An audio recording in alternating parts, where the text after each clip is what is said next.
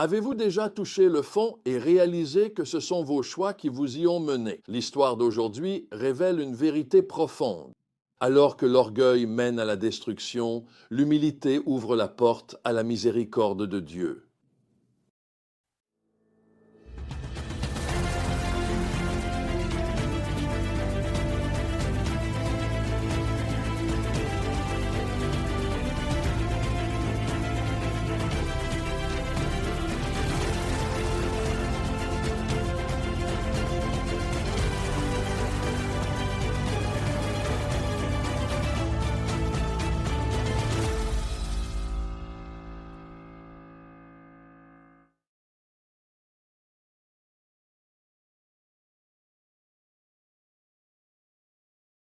Le cœur de ce passage nous montre quelque chose de remarquable.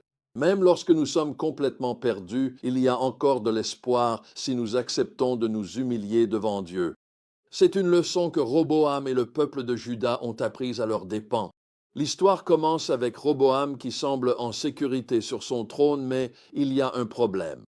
Nous lisons ces paroles glaçantes. Après que la position de Roboam en tant que roi fut établie et qu'il devint fort, lui et tout Israël avec lui abandonnèrent la loi du Seigneur. Remarquez le lien. La force a mené finalement à l'orgueil, et l'orgueil a mené à l'abandon de Dieu. Le déclin spirituel est choquant. Sous la direction de Roboam, Juda érige des hauts lieux, des pierres sacrées et des achères. Il y a même des prostituées masculins dans les sanctuaires du pays. Cela se passe à Jérusalem, la ville où Salomon a construit le temple, la ville que Dieu avait choisie pour y faire résider son nom. Puis la conséquence arrive. La 5e année du règne de Roboam, Shishak, roi d'Égypte, attaque Jérusalem. L'invasion est véritablement écrasante. 1200 chars, 60 000 cavaliers et d'innombrables autres soldats. Ici, l'histoire prend un tournant qui nous donne espoir. Le prophète Shemaïa transmet clairement le message de Dieu. Vous m'avez abandonné, c'est pourquoi je vous abandonne à Shishak. Hein? C'est une parole dévastatrice, mais regardez ce qui se passe. Les chefs d'Israël et le roi s'humilient profondément et disent alors « Le Seigneur est juste ». Ce moment d'humilité sincère change absolument tout. Lorsque Dieu voit leur cœur véritablement humilié, il répond immédiatement par la miséricorde. Puisqu'ils se sont humiliés, je ne les détruirai pas, mais je leur accorderai bientôt la délivrance. Il y a quand même une conséquence.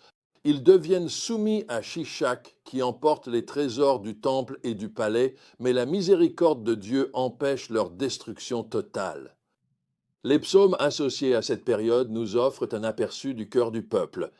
Le psaume 79 s'écrit « Ne nous tiens pas rigueur des fautes de nos ancêtres, que ta miséricorde vienne vite à notre secours, car nous sommes dans une grande détresse. » Le psaume 80 supplie à plusieurs reprises « Restaure-nous, ô Dieu, fais briller ta face sur nous et nous serons sauvés. » Le psaume 81 leur rappelle la fidélité de Dieu et ce qui aurait pu être. Si mon peuple voulait seulement m'écouter, alors comme je soumettrais rapidement leurs ennemis.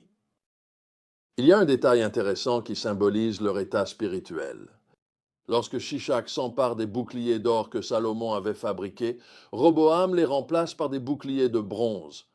La gloire a diminué, mais ils conservent encore, en effet, la forme du culte. C'est une image de ce qui se produit lorsque nous remplaçons la présence de Dieu par des efforts humains. Comment pouvons-nous appliquer ces vérités aujourd'hui? D'abord, nous devons reconnaître que la force peut être dangereuse si elle conduit à l'autosuffisance plutôt qu'à la dépendance envers Dieu. Le succès précède souvent l'échec spirituel lorsque nous oublions qui nous a bénis en premier lieu. Deuxièmement, nous devons prendre au sérieux l'avertissement de Dieu à travers sa parole et ses prophètes. N'attendez pas que les conséquences vous frappent pour revenir à Dieu. Troisièmement, lorsque nous avons commis des erreurs, humilions-nous immédiatement, car voyez-vous, l'humilité est le chemin vers la miséricorde.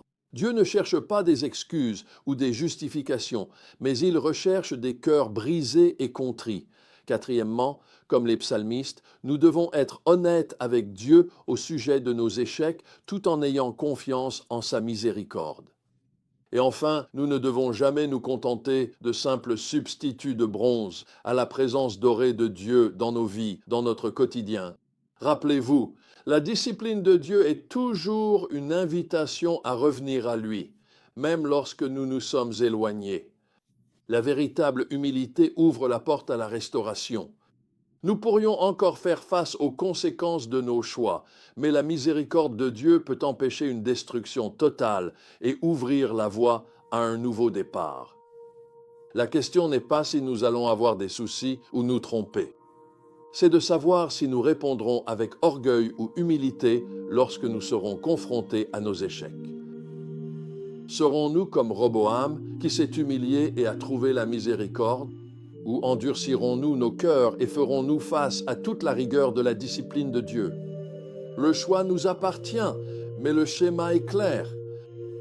L'orgueil mène souvent à la destruction, mais l'humilité conduit à la miséricorde.